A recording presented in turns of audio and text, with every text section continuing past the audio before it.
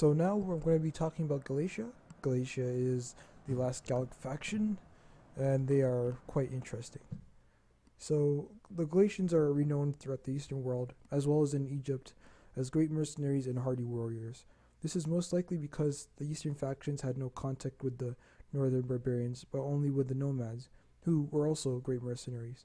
The Galatians are different from any other barbaric faction.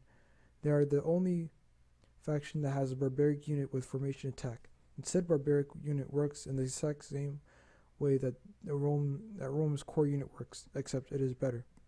Galatian legionaries are your core. At a staggering 800 talents, you have a unit that has high attack and weapon damage, great melee defense, and average armor. They also have shield wall and the option to turn off formation attack, making the way you approach opponents different. Galatia relies on these units, so it's advisable to bring a good amount of them.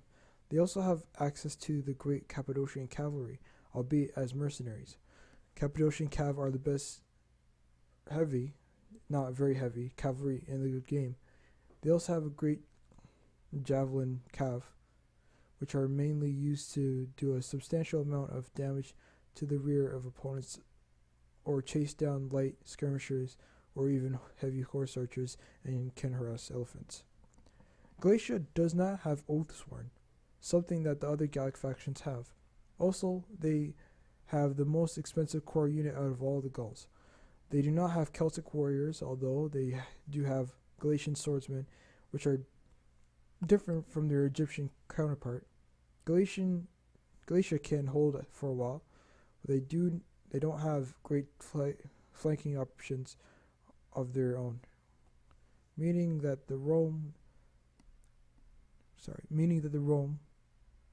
like Rome, they will rely on their very heavy units to win the day.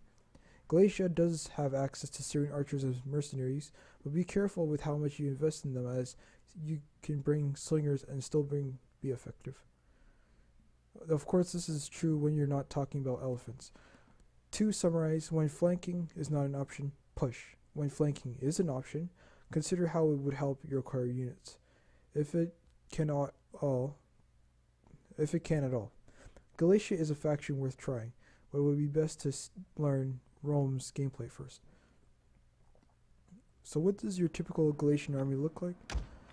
Most of the times the people will use noble horse, sometimes they'll use Galatian noblemen. Your core unit costs 800 talents. You have no Oathsworn. Your high tier spear unit is Galatian noblemen. These guys don't really fill the gap between Oathsworn and themselves, but they're pretty good.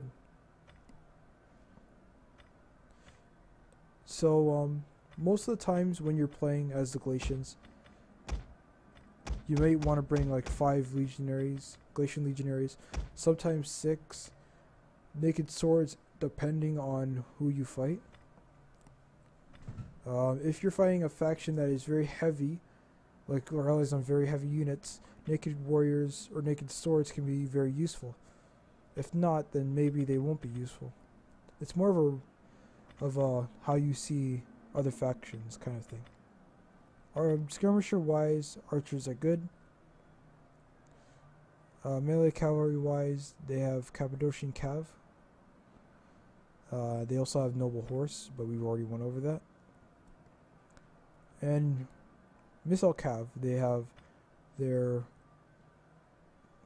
good chav cav unit.